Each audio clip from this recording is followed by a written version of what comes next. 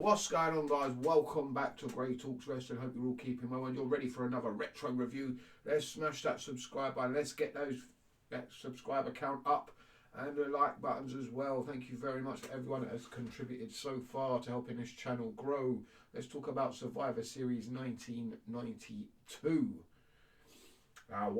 Ultimate Warrior gone out the door, so they have to put Mr. Perfect in the place of this special tag team match.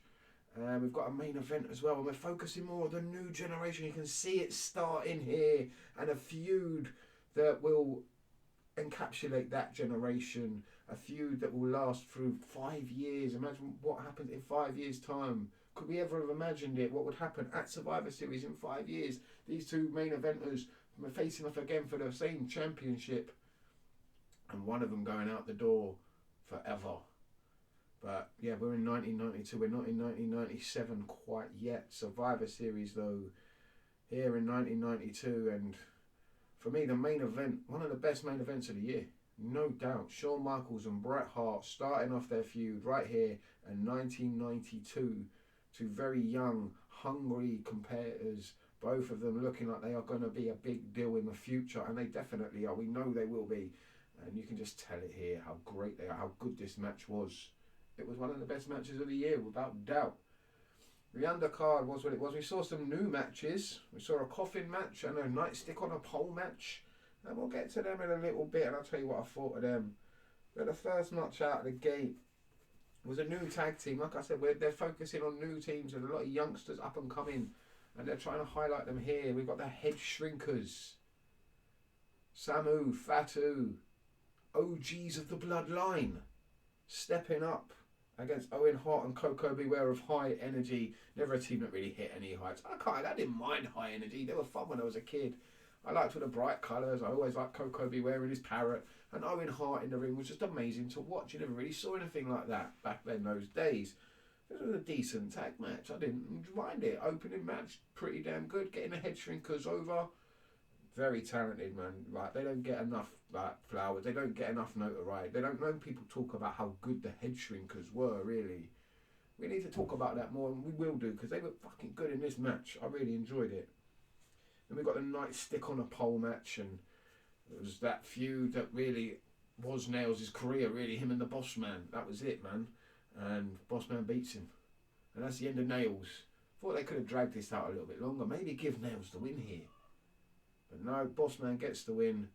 Nailz goes, and we don't really see Nailz after this. It's pretty much done. And Boss Man doesn't last much longer, if I'm correct, and if I'm thinking correctly. This match was really short, man, and yeah, pole matches weren't for me. They weren't very good, were they? I never enjoyed a pole match. I don't know who thinks putting stuff on a pole is a good idea. Nah, this sucked.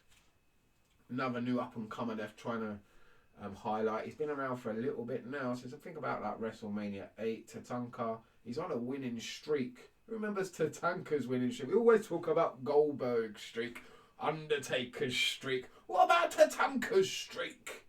That was a streak you could get behind, ladies and gentlemen. He defeats Rick the Model Martel here. Tatanka, man, one of my favourites as a kid. I always enjoyed him in the ring. I always thought he was pretty decent and didn't get pushed enough, in my opinion. He could have had that IC title. He does have an IC title match at WrestleMania 9, and I thought they could have done more there with Tatanka, really. Yeah, we've got that tag team match. Supposed to be Ultimate Warrior, but he's out the door, so they turn perfect, babyface, and this was a really good tag match. I really enjoyed going back and watching it now. You got young up and coming Razor Ramon, who they're trying to focus on more, teaming with Ric Flair, and they made a good duo. And so did Savage and Perfect. I liked how they finished it as well. By DQ, so everyone gets over, no one gets beaten here. They can carry on this feud. And it's a shame that they don't, and it's a shame that Ric Flair isn't really about much longer. And they don't really feature Savage in the ring much more after this. And Mr. Perfect, he only gets a couple more matches. They're trying to go down, like I said, that younger generation road. And these guys are really, apart from Razor Ramon, the rest of them, yeah, I think Vince sees them as they've seen better days. They're over their hill. Another new face that we're getting here in the WWF. Another youngster they're going to focus on. Another member of the bloodline. One of the heads of the table. A tribal chief. Yokozuna. young Yokozuna, a lighter Yokozuna, a faster Yokozuna. And people don't give this geezer enough credit. How quick, how agile for someone his size that he was. It was amazing. One of the, or if not, in my opinion, the best big man to ever step foot in a professional wrestling ring is Yokozuna. No doubt. We did get one Survivor Series match, but well, yeah, Yokozuna squashes Virgil in about 3 minutes. That's by the by, really. I mean, Virgil is Virgil, isn't it? So anyway, yeah, one Survivor Series tag match, 4-on-4. It was the Natural Disasters and the Nasty Boys versus against Money Inc. and the Beverly Brothers, and there was a little bit of a story going into this, all surrounding Jimmy Hart. Because Jimmy Hart was the manager of the Natural Disasters. He was the manager of the Nasty Boys, but he is now the manager of the Tag Team Champions Money Inc., screwing over Natural Disasters and the Nasty Boys on his way to do that.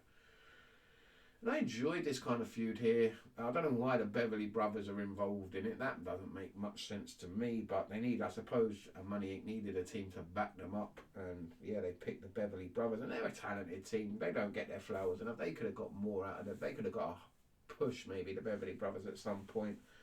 Yeah, and this was kind of different Survivor Series match because they were tag teams. So when one of the tag team partners gets eliminated, the other tag team partner has to do one as well. He has to get on his bike and go back to the dressing room as well. So it did last a little bit shorter. It wasn't such a long match, and I'm okay with that. Watching a Natural Disasters plod around the ring doesn't really excite me. The Nasty Boys were okay. Money Inc. were a very good tag team. Like I said, I enjoyed the Beverly Brothers. 15 minutes match was what it was. Natural Disasters and the Nasty Boys pretty much survive. Money Inc. Do one basically. You know what they do. But yeah, I enjoyed them as tag team champions, Money Inc. They don't get enough credit either. They were good tag team champions. They really were. Ted DiBiase as a tag team champion. You don't really talk about him that much as a tag team champion. Coffin match. First ever coffin match ever. Yeah, they changed it, don't they, to a casket match. From a coffin match to a casket match. And it's the same thing. I just wondered why they changed the name of it. That's something I've always wanted to look into. Why did it go from a coffin match to a casket match or a casket match, however we're pronouncing it? But yeah, Undertaker versus Kamala. Yeah, this was like the Undertaker feuding with Harvey Wimpleman and anyone he could find to try and challenge the Undertaker. Really, we had the I think some was it the Berserker before that? Was he managing him before? I don't think so. It was just Kamala, wasn't it? Yeah.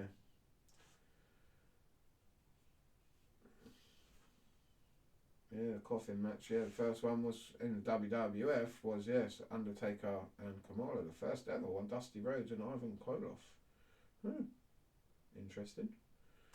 Anyway, yeah, Undertaker defeats Kamala here. Harvey Wimpleman is his manager. We see Harvey come back again after this with another monster to try and take on the Undertaker, and we know how that goes at WrestleMania 9. But it was okay. I enjoyed Kamala. He was entertaining how he was so scared of the Undertaker and scared of the coffin. I did enjoy how he acted. He was a pretty good character, really. I enjoyed Kamala. Didn't have a problem with him. He played his character really well, the guy who played him. So, and yeah, it was decent. James Arthur Harris, yeah, played Kamala pretty decently. And it's a shame that what happened to the guy, man. In the main event, though, like I said, this was great. Best match of the night and one of the best matches of the year. Nothing wrong with it. Bret Hart versus Shawn Michaels, beating him with the sharpshooter. What could be wrong here? Intercontinental Champion versus WWF Champion. You felt kind of like, was Shawn Michaels ready for that title? Not really. He was at the level of the Intercontinental, and that was his level back then. So I didn't really see him ever beating Bret Hart at this moment, but he does rise up to the same level at Bret Hart in a few years, and it's going to be great just to watch these two develop. They're still both young, both hungry. Bret Hart only just won the championship.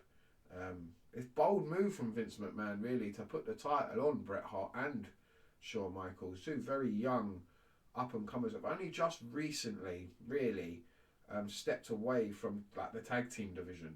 It wasn't that long ago that one of them was rocking and the other one was in a foundation. So, yeah, it's a big gamble, really, to trust these youngsters to try and carry the torch, carry the ball, carry the company. And it's the right move, because they are very talented. It's about time that we go in a new direction, because yeah, I wasn't enjoying like Hulk. No one wants to see Hulk Hogan now in 92, 82, 83. Yeah, Hulk Hogan was over and was entertaining and it's got old by 92. It was old and boring. No one wanted to see it anymore. Everyone wanted something new, something exciting. And that was Bret Hart and Shawn Michaels. And they carried his company for the next couple of years. And we get some good times and some good matches. Some of the best matches ever. And this one here isn't talked about enough as being one of the best matches these two have ever had. It really is a good match. They're young, they're hungry, they're fast, they're agile. It was just really, really good professional wrestling match. And I'd suggest you go and watch it.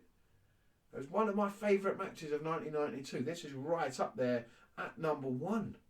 Bret Hart versus Shawn Michaels at Survivor Series 1992. Go and check it out. You ain't going to be disappointed. Trust me. Thanks for watching.